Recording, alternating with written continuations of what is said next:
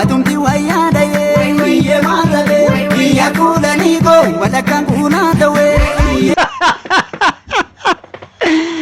guyana ragu ya golbadi akbar gidari ga polisi ke jammo inda ko kunu asirati badetiyu ye marabe je dajira ndango dani me ko min disani sinif dubbisa jalalle keti wal fakatu wal brawedu udoshen kakkas irratti goote indaqoo kana gaddarfatta dhugaa dubbachuudha baay'ee tokko wal biraa bareeddu kun jaalallee keeti kanaaf kan fakkaatan dhugaa koomettiiwwan nama kufalchiisan baay'eetu jira isiniin jedha itti fufna kaa kanatti bashannanaa egaa kanaaf kan kana fakkaatu jira obboleessa keenya baay'ee tokko dandeessa dandeettii addaa qabda itti fufisiin jenna ammas itti fufna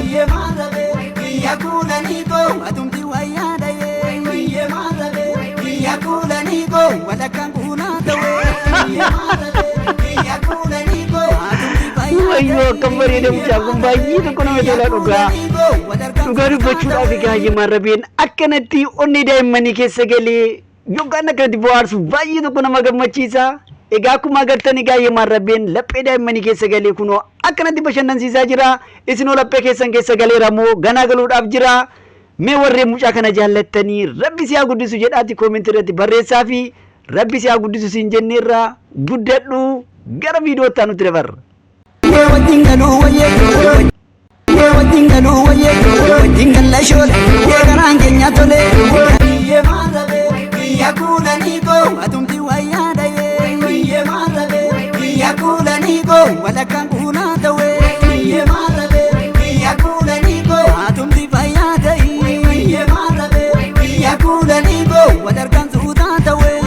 Harka fuunee maatiiwwan Iluu Entertainmentii akkam jirtu ani weellisaa Geetuu Raggaasaati.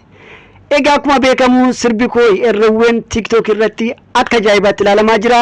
Warreen viidiyoo adda addaa irratti hojjettanii akka sirbi kun jaallatamu gootan hundi keessan guddaa galatoomaan isiniin jedha. Isiniin galateeffadha. Egaa sirba kana wal qabatee viidiyoowwan TikTok irratti akka gaariitti ilaalamaniif kanneen nama kofalchiisan qabadhee isinii dhiyaadheen jira. Viidiyoo kana hundumti keessan laayik gochuudhaan jalqaba. Warreen mana kanaaf haaraa taatan immoo YouTube chaanaalii koo Iluu Entertainmentii subscribe godhaan isiniin jedha. Asumaan gara viidiyoo tamee isin dabarsa.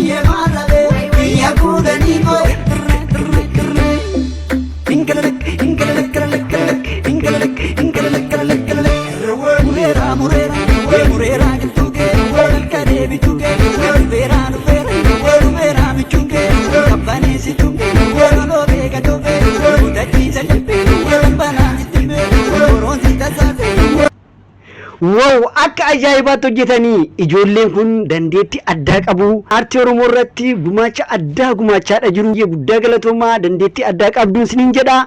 Egaa warreen ijoollee kana jaallattan koomentii irratti barreessaa isiniin jedha. Viidiyoowwan babbareedaa asumaan itti aansitanii kan ilaaltanuu ta'a. Ammas itti fufna.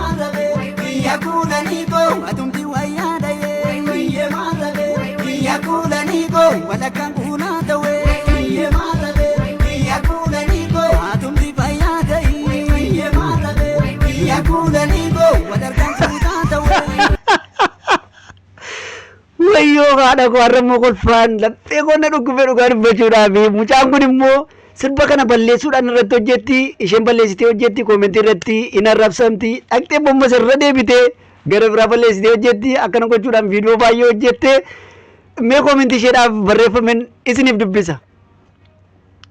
Daakiyyee maal atoo daakiyyee fakkaattaayi ati lukkuu bishaan dhugdu fakkaata. Maaliif akka lukkuu godhatta hin maraatte moo maal hojjechaa jirta? Maaloo mucaan kun maraatteetti fala barbaadaa fi maaloo anoo lukkuttii kana jaalala ishiitiin qabamee maraachaa hin jira maallaa wayyaa jedha obboleessi keenya tokko immoo akka jedhee barreessaafii jira. Egaa kanaaf kan kana fakkaatan viidiyoowwan baay'ee nama kofalchiisan baay'eetu jiru. Itti fufna. Video kana hundi keessan like godhaan isiniin jedha. YouTube channel ko subscribe naaf godhaan isiniin jedha. Itti fufna.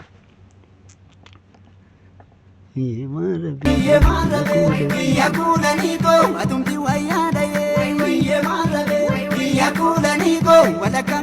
Wayyo kan mucattiin kun immoo akkam bareeddii dhugaa dubbachuudha mucaa daa'ima kana ilaalaa gaa. Egaa yemarrabeen ammas akkuma laphee daa'immanii keessa galee bohaarsutti jira. Mucattii daa'ima kana warreen jaallatan itti gammaddan rabbi si haa guddisu jedhaati koomentii irratti barreessaa. Baay'ee tokko bareeddii dhugaa dubbachuudhaa fi daa'imummaa kanaan egaa yemarrabeen laphee ishee keessa galee akkanatti ishee bashannansiisaa jira. Guddadhuuti boriitu nama aarti ta'e siin jenna.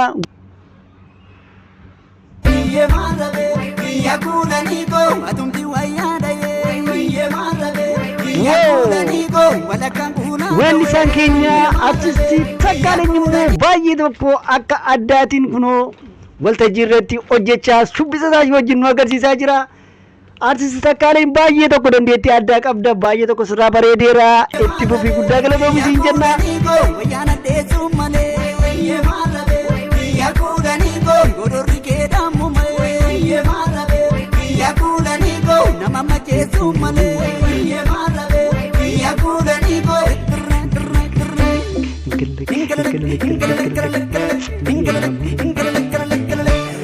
Wow, ijoolleen kun immoo dandeettii addaa qabu.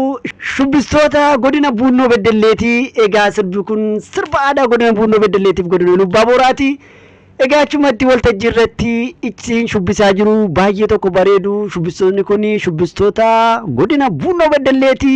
Baay'ee dandeettii addaa qabu. Naa jajjabeessaa.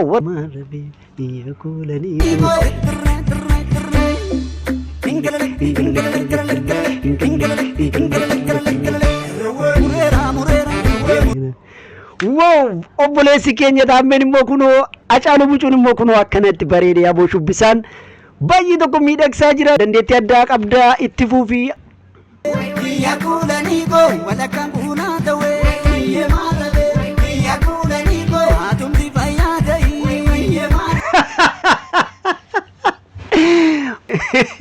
Baay'ee tokko nama kofalchiisu dhugaa dubbachuudhaaf.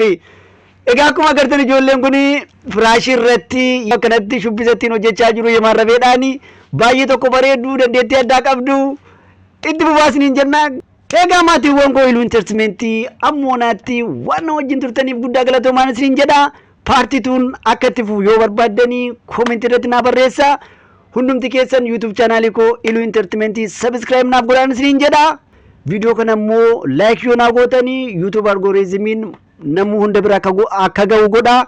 Hundumti keessan video kana like, share, comment gochuun dagatinaa isiniin jedha. YouTube chaanaalii koo Iluu Intartimentii immoo subscribe naaf godha. Egaa sirba kana guutuu isaa kan argattan YouTube chaanaalii koo Iluu Intartimentii irratti sirba aadaa godina Lubbaa Booraatiif godina Buunoo Beddelleeti. Sirba baay'ee tokko namatti toludha. Guutuu isaa keessa galaatii Iluu Intartimentii irraa daawwadhaa isiniin jedha. Erga daawwattanii booddee moo waan isinitti dhaga'ame koomentii irratti naa barreessaa isiniin jedha. Waan na wajjin turtaniif guddaa galatooma. Bye bye.